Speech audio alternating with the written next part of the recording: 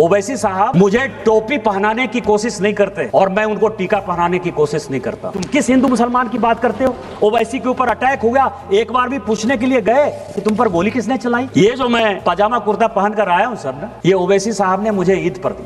टोपी पहनने से मैं मुसलमान नहीं हो जाऊंगा और टीका पहनने से ओवैसी जो है वो हिंदू नहीं हो जाएगा। हम दोनों नदी की वो धार में राष्ट्रीय स्वयंसेवक संघ का कट्टर आदमी, हमारा मुसलमान के साथ किसी प्रकार का कोई रिलेशन नहीं हो सकता। लेकिन जब देश की बात आती है, ऑपरेशन सिंदूर की बात आई, तो हम और ओवैसी एक साथ थे और हमने और ओवैसी ने देश के बारे में जो बात कहा वो सबसे इंपॉर्टेंट है सर। कि जब सऊदी अरब हम लोग पहुंचे और वहां का विदेश मंत्री जब हम लोगों को कहा कि आपको पाकिस्तान के साथ बात करनी चाहिए और ओवैसी जब उसको समझाने में नाकामयाब हो गए तो उन्होंने कहा कि निशिकांत जी आपको बोलना चाहिए।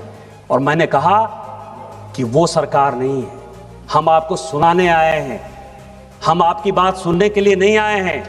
मनमोहन सिंह नहीं है हम कि 2008 में मुंबई बम ब्लास्ट हो गया और आपके कहने पर इसी सऊदी अरब के दबाव में, इसी अमेरिका के दबाव में, शर्म अल शेख में आपने जाकर समझौता कर लिया, एग्रीमेंट हो गया। पहली बार भारत सरकार ने कॉम्प्रोमाइज करते हुए यह बता दिया कि बलूचिस्तान में जो कुछ हो रहा है वो भारत सरकार का उसमें योगदान है। हम वो घटिया आदमी नहीं हैं। यदि हमारे आदमी को आपने मारा है तो हम मारेंगे। आपको पाकिस्तान को समझाना है तो समझाइए। हम और ओवैसी ने कहा, क्योंकि जब ये नदी चलती है सर, हम नदी की दो धार हैं, लेकिन नदी गंगा सागर में जब मिलती है, समुद्र में मिलती है, तो वही भारत में अनेकता में एकता होती है। हम भारतीय हैं पहले, और यही बात कहने के लिए हम और ओवैसी साथ गए थे। 2014 से लेकर 2026 तक, सुनने वाली बात है, 2014 से लेकर 2026 तक राहुल गांधी ने 260 विदेश यात्रा की है सर। एक दो नहीं, 260। अब आपको मैं बता रहा हूं कि गांधी फैमिली का कोई बिजनेस नहीं है सर। किताब की रॉयल्टी से जो पैसा आता होगा, इसके अलावा कोई बिजनेस नहीं है। ये 260 यात्रा किसने स्पॉन्सर की? Leader of the propaganda.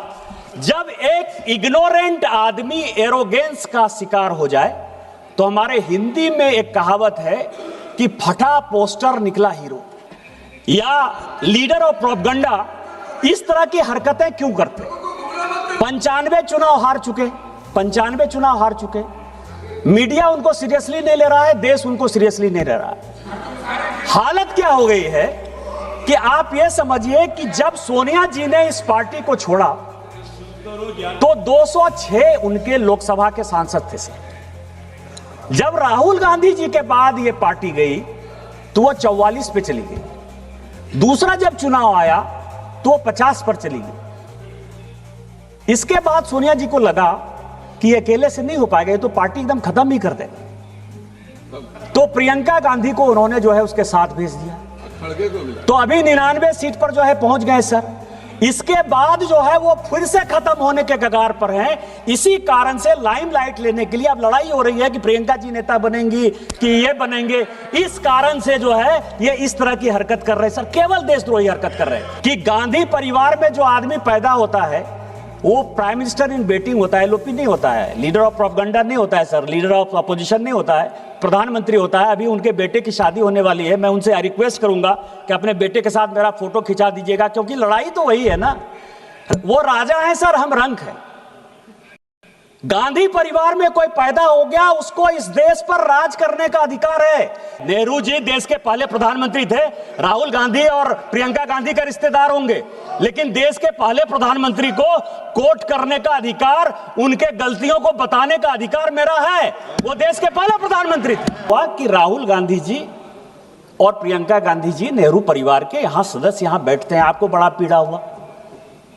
मौत का सौदागर प्रधानमंत्री हत्यारा है, चौकीदार चोर है, प्रधानमंत्री चोर है, डकैत है, देश को बेच दिया। लीडर ऑफ द अपोजिशन इतनी बातें बोलता रहा, आपको शर्म नहीं आती है? यदि नरेंद्र मोदी को कोई बच्चा नहीं है तो क्या उनको डिफेंड करने वाला कोई नहीं है? वो भारतीय जनता पार्टी के नेता हैं और इस देश के प्रधानमंत्री हैं। एक नहीं 1000 बार यदि बोलना पड़ेगा तो हम बोलेंगे। और मैंने क्या कहा सर? मैंने क्या कहा सर? मौत का सौदागर सोनिया जी ने on the floor of the house का है, हत्यारा उन्होंने on the floor of the house का है।